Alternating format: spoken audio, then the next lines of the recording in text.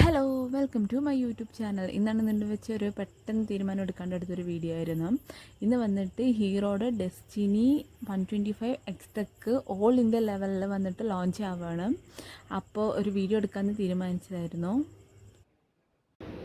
ഇതേ ബൊക്കെയൊക്കെ വാങ്ങിയിട്ട് റെഡി ആയിരിക്കുന്നുണ്ട്. ഇന്ന് നമ്മുടെ ഗസ്റ്റ് വരുന്നത് മരുതറോഡ് പഞ്ചായത്തിലെ പ്രസിഡൻ്റാണ് വരുന്നത്. പക്ഷേ സാർക്ക് ബൊക്കെ കൊടുത്തപ്പോൾ പറഞ്ഞിട്ടുണ്ടായിരുന്നത് ഒരിക്കലും പ്ലാസ്റ്റിക് ഉപയോഗിച്ചിട്ടുള്ള ഒന്നും തന്നെ എനിക്ക് വേണ്ടെന്നാണ് പറഞ്ഞത്. അത് ശരിയാണെന്ന് എനിക്കും തോന്നിയിട്ടുണ്ടായിരുന്നു. അങ്ങനെ ബൊക്കെ തിരിച്ചു തന്നിട്ട് നമ്മൾ ഇതേ പരിപാടി ഇവിടെ സ്റ്റാർട്ടായിരിക്കുകയാണ്. അത് പറയുന്നത് വന്നിട്ട് ഞങ്ങളുടെ ഗായത്രി മോട്ടോഴ്സിൻ്റെ MD ഗിരീഷൻ സാറാണ് പറയണത്.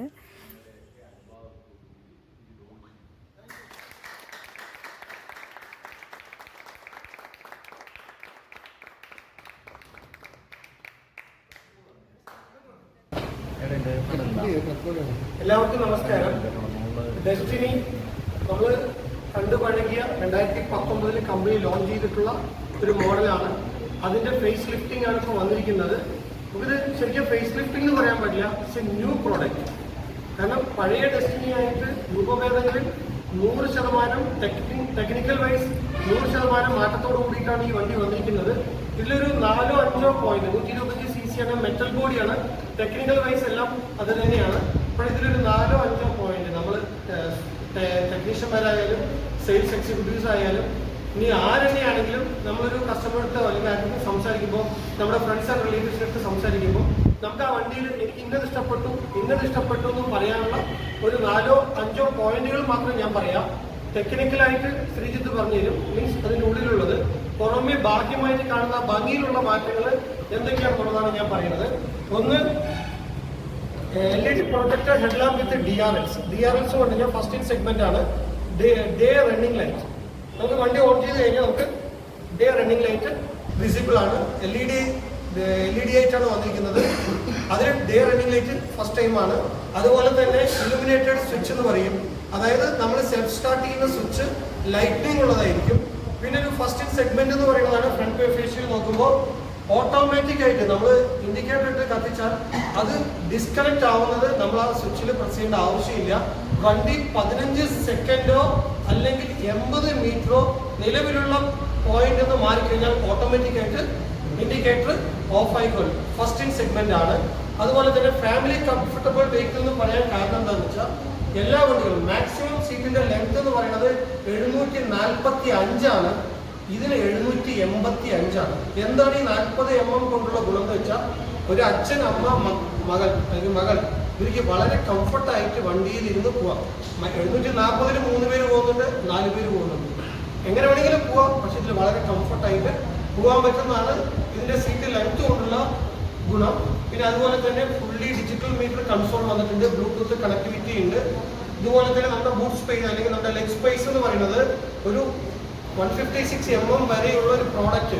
നമുക്കൊരു സിലിണ്ടർ ഡയറക്റ്റായിട്ട് ഇറക്കി വെക്കാൻ പറ്റില്ലെങ്കിലും സൈഡിലൂടെ നമുക്ക് വെക്കാൻ പറ്റുന്ന ഒരു സ്പേസ് മറ്റുള്ള വണ്ടിയിൽ നിന്ന് ഇതിൽ മാറ്റം വരുത്തിയിട്ടുണ്ട്. ഇതൊക്കെ തന്നെ മെയിൻ ഫീച്ചേഴ്സ് എന്ന് പറയുന്നത്. പിന്നെ അതിന്റെ ടെക്നിക്കൽ വശങ്ങൾ എന്ന് പറയുന്നത് BHP കാര്യങ്ങളൊക്കെ ഒന്ന് നമുക്ക് ഇൻഡിക്കേഷൻ പുതിയൊരു മാറ്റം വന്നിരിക്കുന്നത്. ഇൻഡിക്കേഷൻ ഓട്ടോമാറ്റിക്കലി കട്ടാവും. നമ്മളൊരു ഭാഗത്ത് നിന്ന് ഇൻഡിക്കേഷൻ തിരിഞ്ഞു കഴിഞ്ഞാൽ നമ്മൾ ഇത്ര സെക്കൻഡ് കഴിഞ്ഞാൽ ഓട്ടോമാറ്റിക്കലി ഓഫാകും. നമ്മൾ ഓഫാക്കേണ്ട കാര്യങ്ങൾ വരുന്നില്ല. ഇത് നേരത്തുള്ള വണ്ടികൾ സ്റ്റാർട്ട് ചെയ്യുന്ന സമയത്ത് സൈലന്റ് ആയിട്ടുള്ള സ്റ്റാർട്ടിംഗ് ഫംഗ്ഷനാണ് നമ്മൾ ഇത് ഉപയോഗിക്കുന്നത്. അപ്പോൾ ആ ഒരു 2 കാര്യങ്ങളുണ്ട്. പിന്നെ ഇനീഷ്യലായിട്ട് നമ്മൾ പഴയ ഗ്ലാമറിലൊക്കെ വന്ന മാതിരി ഇനീഷ്യലായിട്ട് നമുക്ക് എത്ര കിലോമീറ്റർ ആവറേജ് KPM കിട്ടുന്നതിനുള്ളത് ഇൻഡിക്കേഷൻ ഫ്യൂൽ മീറ്ററിൽ നമുക്ക് കാണിച്ചുകൊണ്ടിരിക്കും. അതുപോലെ തന്നെ വണ്ടി നമുക്ക് എത്ര പെട്രോളിന് എത്ര കിലോമീറ്റർ ഓടുന്നുള്ള ഒരു നമ്മുടെ പെട്രോൾ കഴിയാനായി കഴിഞ്ഞാൽ ഇത്ര ഗ്യാപ്പിൽ ഈ വണ്ടി ഈ പെട്രോൾ ഉണ്ട്, ഇത്ര ദൂരം ഓടുമോ എന്നുള്ള ഇൻഡിക്കേഷൻ. ഇതൊക്കെ നമുക്ക് ഈ ഫസ്റ്റ് ഹീറോയുടെ പുതിയ പ്രോഡക്റ്റിന് വരുന്ന ഒരു കാര്യം. പിന്നെ 1-2 കാര്യങ്ങൾ 3-4 കാര്യങ്ങളുണ്ട്. പ്രത്യേകിച്ച് ഇൻഡിക്കേഷൻ ഓട്ടോമാറ്റിക്കലി നമ്മൾ കട്ടാകുന്നത് വളരെ നല്ലൊരു കാര്യമാണ്. എന്തുകൊണ്ടാണ് നമ്മൾ പല സമയങ്ങളിലും ഇൻഡിക്കേഷൻ ഇടും. ലെഫ്റ്റിൽ തിരിഞ്ഞെങ്കിൽ കൂടുതലും പോയിട്ട് ആരെങ്കിലും പറയും ഇൻഡിക്കേഷൻ ഓഫ് ആക്കിയിട്ടാണ്. പക്ഷേ നമുക്ക് ഓട്ടോമാറ്റിക് കട്ടാകുക ഫസ്റ്റ് ടൈം 2-വീലർ സെഗ്മെന്റ് എന്നാണ് ഞാൻ ആഗ്രഹിക്കുന്നത്. ഇങ്ങനെയുള്ള വേറെ കാര്യങ്ങളുണ്ട്. ഇതിലെ ഈ ഒരു വണ്ടി നമുക്ക് നമ്മുടെ എല്ലാവരും ഇടയ്ക്കിടയ്ക്കാണ് പറ്റുന്നത്. നമ്മൾ ലെഫ്റ്റിലോട്ട് ഇത് വരും, പുറകിൽ വരുന്ന ആളുകൾ ഇൻഡിക്കേറ്റർ അതിൽ നിന്ന് ഇത് വ്യത്യസ്തമായിട്ടുള്ള സർട്ടിഫിക്കറ്റ് 2000 ഞങ്ങൾ ഗിരീഷ് ഇവിടെ ചേർന്ന്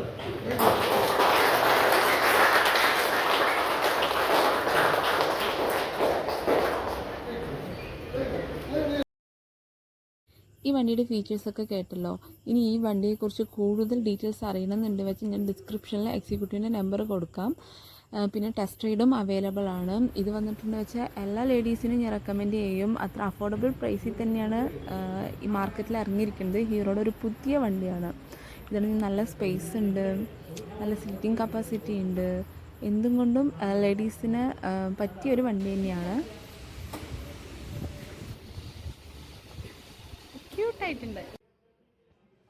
ഈ വണ്ടിയെക്കുറിച്ച് കൂടുതൽ ഡീറ്റെയിൽസ് അറിയണമെന്നുണ്ട് വെച്ച് ഞാൻ ഡിസ്ക്രിപ്ഷനിൽ എക്സിക്യൂട്ടീവിൻ്റെ നമ്പർ കൊടുക്കാം. പിന്നെ ഈ ഒരു ചെറിയൊരു വീഡിയോ ഇവിടെ വെച്ച് തീരുകയാണ്. ഇനി അടുത്തൊരു വീഡിയോ കാണുന്നത് വരെ എല്ലാവർക്കും നന്ദി, നമസ്കാരം.